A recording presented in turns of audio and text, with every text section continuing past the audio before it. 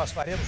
Enquanto estávamos aqui a ouvir o novo presidente do Brasil, Michel Temer, Gregório do Vivier ia sorrindo, a espaços.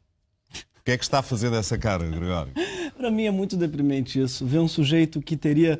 Sabe que ele tem 1% de intenção de voto hoje. É um sujeito odiado, ele é unanimamente odiado pela população. É um sujeito que as pessoas votaram na Dilma, votaram apesar dele ser o vice. É um sujeito, como vocês viram, não tem nenhuma legitimidade, tampouco tem algum tipo de inteligência. É réu hoje da Lava Jato. É a primeira vez no Brasil que um presidente réu é empossado. Em geral, os presidentes eles vão presos depois de serem empossados. Esse sujeito ele já está sendo investigado antes de ser empossado. É a primeira vez na história do Brasil que um ficha suja está na presidência.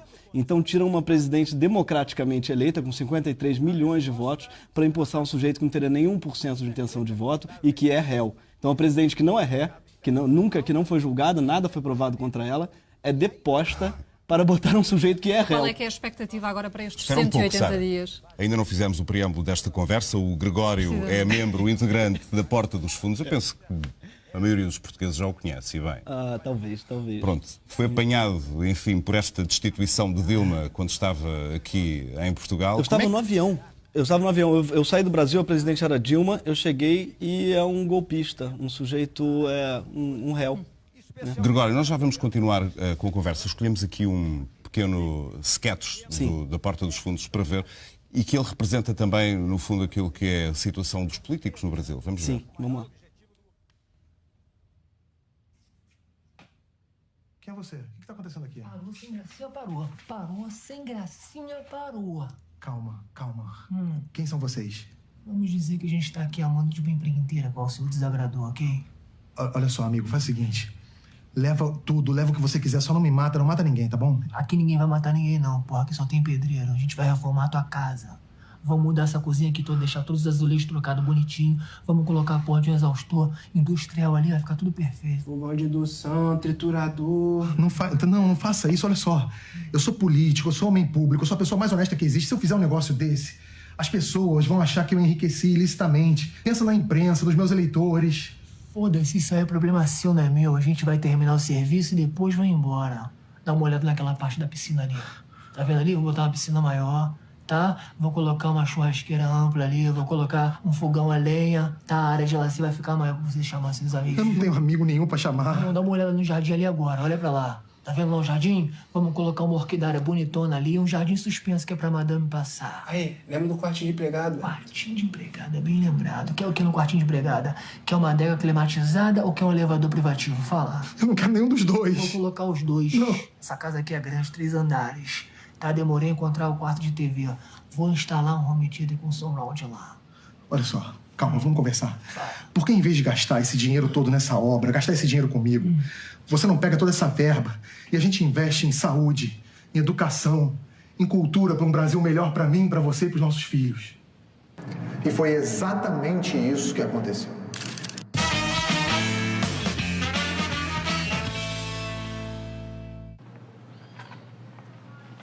Parou, perdeu, parou. Vambora construir um estádio agora de futebol, meu irmão. Parou. Calma. Tô te falando, calma, meu cara. Nós vamos desapropriar essa porra aqui toda pra tu fazer um estádio, entendeu? É mais de 1 bilhão investido, tá entendendo? Calma, estádio? É estádio, Mas porra. aqui passa a tubulação da Petrobras aqui embaixo. Aí é problema seu, meu parceiro. Tu vai construir essa porra e ainda vai passar o metrô do lado pra deixar nego na porta do estádio. Tá me ouvindo? Mas é um estádio... Você quer popular ou você quer... popular, os caras querem um estádio bonito pra caralho, pra todo mundo entrar naquela porra, ver os azulejos tudo branquinho, bonitão mesmo, várias pedras de Israel. Eu quero essa porra toda de blindex. Mas o que, Osmar? Fala pra ele. Pérola, parceiro. Pérola os caralho, mármore. É mármore? É isso aí, meu. Nossa, que ideia. Tá entendendo o que eu tô falando, né? Vambora.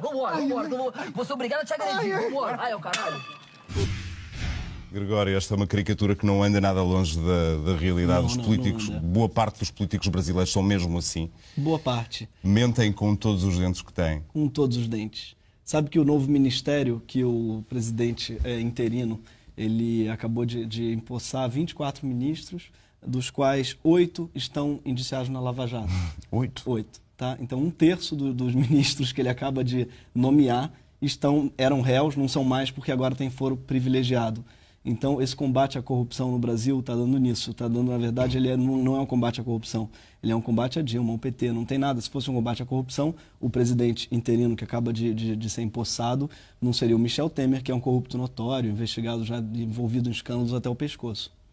Era precisamente por aí que eu ia há bocado. Que expectativa é que tem para estes 180 dias que ele vai estar, no máximo, à frente do país? Olha, é feito Game of Thrones, viu? The winter is coming, o inverno está chegando, cabeças vão rolar, vai ser bem difícil esses 180 dias, porque o corte que está acontecendo agora no Brasil é uma crise, e a gente sabe bem, Portugal viveu uma crise longa na qual alguém tem que pagar a conta. E Michel Temer assume para fazer com que o trabalhador pague, para o que mais pobre pague. Ele já não tem dúvidas que ele vai aprovar a terceirização, como ele já queria, o corte às conquistas sociais, que ele prometeu que não vai, mas não temos dúvidas que ele vai, porque ele anunciou, ele tem um plano que chama Ponte para o Futuro, o plano de governo dele. Na verdade, é uma ponte para o passado fadada a cair como a ciclovia do Rio de Janeiro. Não tem fundamentação, é uma coisa muito baseada isso em mercado. Ele fala 23 vezes a palavra mercado, não fala nenhuma vez a palavra trabalhador. Você é um apoiante da Dilma? Não. Não é? Não votei nela no primeiro turno, acho que fez um governo péssimo, mas as minhas críticas a ela não são as razões pelas quais ela está caindo. Minhas críticas a ela são ambientais, ela fez um governo, uma tragédia com justiça ambiental, não fez demarcação de terras indígenas, não fez reforma agrária. Não é por nada disso que ela está caindo. A Dilma não cai por causa dos erros dela, mas ela está caindo por causa dos acertos. Ela está caindo exatamente por causa da luta pela corrupção, ela está caindo por causa das conquistas sociais, ela está caindo por fazer os poucos acertos que ela fez são que estão fazendo ela cair. O Brasil tem uma solução política, assim, a breve trecho à vista ou não? A breve não, mas a longo tem, que é a reforma política. Dá a ideia que a classe política tem um problema quase endémico de corrupção, de facto, não é? Tem, mas eu não acho que seja uma coisa do povo brasileiro, porque eu não acho que seja um povo mais corrupto. Eu acho que é uma coisa do sistema político, que hoje é baseado em doações empresariais. Uma empreiteira, quando ela é permitida doar e ela doa milhões, um deputado não se elege sem milhões. É muito difícil dos deputados que estão lá. Todos ganharam milhões para se eleger, assim como os presidentes, inclusive a Dilma também. Quando um político ganha esse dinheiro, a empresa não faz doação, né? A empresa faz investimento. Ela está investindo para ter esse dinheiro de volta. Então, todos os deputados eleitos são eleitos com uma dívida com as empresas que o elegeram. E eles vão pagar essa dívida com dinheiro público. Então, sem reforma política, sem o fim do financiamento privado de campanha, não vai haver fim da corrupção. Não existe. O sistema, ele corrompe, ele é corrupto. E sem a reforma política, não vai mudar nada. Agora, o que é irônico é que a Dilma propôs a reforma política e ela foi barrada pelo Congresso. E, portanto, não há aí boas expectativas para o que aí vem, também nem para mudanças no sistema político, pelo menos tão cedo. E, entretanto, o Brasil está a braços também com algumas dificuldades económicas. Isso vem piorar a situação. Não há solução à vista também por esse ponto de vista. Eu não acho que haja diferença. Porque esse é um político e todos os ministros que ele indicou são velhos no pior sentido da palavra, não de idade. Mas tem alguns novos. É a velha política. Mas alguns novos. Por exemplo, ele está indicando para o Ministério da Ciência e Tecnologia um bispo da Igreja Universal, criacionista, para o Ministério da Ciência. Vocês estão entendendo o quão grave é isso? Não é uma piada do Porta dos Fundos. Isso é real. Bom, mas imagino que vocês na Porta dos Fundos, muitas vezes, ao ter conversas, que sorte em viver num país destes, que tem uma classe política assim, para nós estarmos sempre a escrever piadas e a representar piadas. Mas não falta matéria-prima, não é? Eu acho que eu preferia viver num país desenvolvido e estar desempregado, sabe? Até porque, na verdade, quando a piada está pronta, o nosso trabalho é mais difícil. É difícil fazer piadas quando a realidade já é uma piada. A competição é desleal com os noticiários no Brasil, né? Muito difícil, a piada já está lá. Parece que a gente não tem trabalho, basta lê-la, basta ler o jornal no Brasil. A realidade consegue ser, enfim, ainda mais incrível do que a ficção, não é? Como se costuma dizer. Exatamente. Michel Temer empossado para combater a corrupção, essa é a piada, não tem nem piada para fazer sobre isso, sabe? É um corrupto tão notório, tão antigo, que é uma piada, sabe? Não existe, é botar o rato para fazer a desratização. Não faz sentido. Quer acabar a corrupção, comece por ele, sabe? É isso que é engraçado. Acha que um dia o Brasil vai ser esse país onde os humoristas não vão ter, enfim, grande matéria para trabalhar? Eu acho que já é um pouco. Hoje é muito difícil fazer humor porque a matéria, ela não tem, você não tem o que dizer, já está lá e é triste. Às vezes eu me pego triste porque é muito difícil fazer piada com isso, sabe? Quando você tem um corte tão sério nos direitos trabalhistas, uma classe trabalhadora já tão calejada que acaba um pouco de botar um pouquinho para fora a cabeça da miséria. e ver que vai voltar atrás. Eu acho que o que a gente está vivendo hoje é um retrocesso, não de anos, mas de décadas, sabe, na política brasileira. Mas há uma esperança para mudar isso, pelo menos a longo prazo? Eu acho que a longo prazo, sim, com uma reforma política intensa, com uma maneira completamente diferente de se eleger, com o fim do financiamento privado. Tem um monte de coisas que eu acho que podem ser feitas. São coisas que demoram bastante tempo. Bastante tempo e coisas que eu tenho certeza que Michel Temer não vai fazer. Até, se calhar, por uma questão de tempo, não é? Estamos a falar de 180 Sim. dias, pelo menos para já. Exatamente, de tempo de interesse também. Porque ele sabe, por exemplo, se ele convocasse eleições diretas, ele teria 1% de voto, então não interessa eleições diretas. Ele é um sujeito que só chega à presidência através de eleições indiretas do parlamento, porque ele não tem base, ele não tem aprovação, não tem carisma, ele não tem eleitor mesmo. Então, é um sujeito que só chegaria à presidência através de um golpe branco, que foi o que aconteceu. Falava há pouco da necessidade da classe política brasileira ser colocada perante novas regras, no fundo, para que casos destes, como Lava Jato, não se repitam.